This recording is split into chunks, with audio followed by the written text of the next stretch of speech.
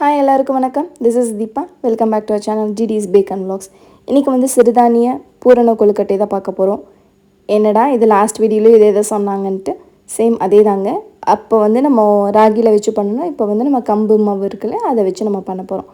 அங்கே சொன்னால் அதே ப்ராசஸே தான் உங்களுக்கு இங்கே நான் ரிப்பீட் பண்ணணும். ஸோ கண்டிப்பாக அந்த வீடியோ செக் பண்ணி பாருங்கள். அதோட லிங்க் வந்து நான் கீழே டிஸ்கிரிப்ஷனில் கொடுக்குறேன்.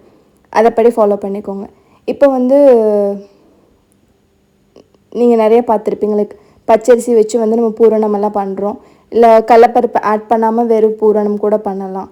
கடலப்பருப்புக்கு பதிலாக நீங்கள் எப்படி சொல்கிறது, நிலக்கடலை இருக்குல்ல, அது கூட நீங்கள் பண்ணலாம். நீங்கள் உள்ளே உங்களுக்கு என்ன ஸ்டஃப் வேணுமோ நீங்கள் அது எல்லாமே கூட நீங்கள் ஆட் பண்ணிக்கலாம். நான் வந்து கடலப்பருப்பு வச்சு யூஸ் பண்ணியிருக்கேன், அவ்வளோதான். உங்களுக்கு விருப்பப்படி நீங்கள் யூஸ் பண்ணிக்கோங்க.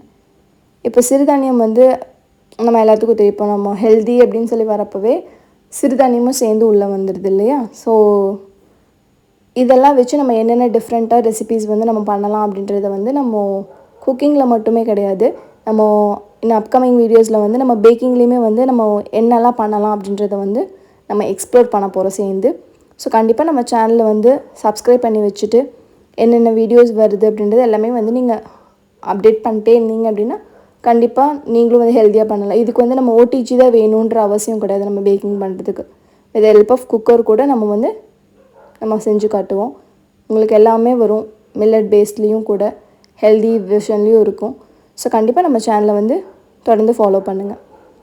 இப்போ வந்து நம்ம ராகி மாவுக்கு வந்து நம்ம பட்டர் பேப்பர் வச்சு நம்ம மாவு வந்து பிசைஞ்சு எடுத்துவோம் இல்லையா? இதுக்கு வந்து கம்பு மாவு வந்து உங்களுக்கு எப்படி சொல்கிறது, அரிசி மாவு மாதிரியே வந்து உங்களுக்கு கொஞ்சம் ஃப்ளெக்சிபிளாக தான் இருக்கும். ஸோ அதை வந்து இந்த மாதிரி கையாலேயே வந்துட்டு நம்ம வந்து ஷேப் பண்ணிக்கலாம். ஷேப் பண்ணிவிட்டு பூரணத்தை வந்து உள்ளே ஸ்டஃப் பண்ணிவிட்டு அதுக்கு வந்து நம்ம ஒரு ரெண்டுலேருந்து இன்னொரு ரெண்டு சேர்த்தோம்.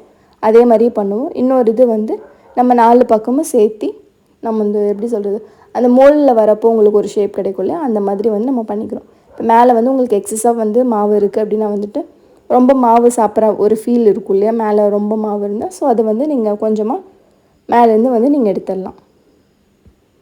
எடுத்துகிட்டு மற்றதை வந்து நீங்கள் ஷார்ப் ஏஜ் பண்ணி கொடுத்துருங்க. இந்த மாதிரி மாவு கொஞ்சம் எடுத்துடலாம். இப்போ வந்து உங்களுக்கு நீட்டாக இருக்கும். இப்போ இதே மாதிரி வந்து அடுத்தது பண்ணி வச்சிடலாம். அடுத்து வந்து நம்ம ஆல்ரெடி லாஸ்ட்டு நம்ம ராகி கொழுக்கட்டையில் பார்த்தோம்ல, பூரண கொழுக்கட்டையில் அதே மாதிரி வந்து ஷேப் பண்ணிக்க போகிறோம்.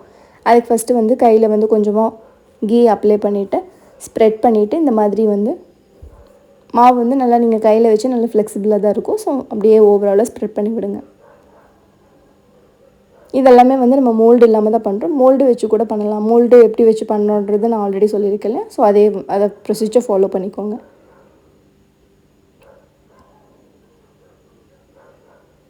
நம்மக்கிட்ட என்ன இருக்கோ நம்ம அதை வச்சு கூட நம்ம ட்ரை பண்ணலாம். ஒன்றும் ப்ராப்ளம் இல்லை. இதில் அதுக்கு மோல்டு தான் வேணுன்ற அவசியமும் கிடையாது. ஸோ இந்த மாதிரி வந்து போட்டுட்டு ஒரு எண்டுலேருந்து இன்னொரு எண்டு வந்து நம்ம போட்டு நீங்கள் ஃபோக் வச்சு நீங்கள் டிசைன் கொடுக்கலாம். இல்லை டூத் பிக் ஸ்டிக் இருக்குல்ல, நீங்கள் அதை வச்சு டிசைன் கொடுக்கலாம்.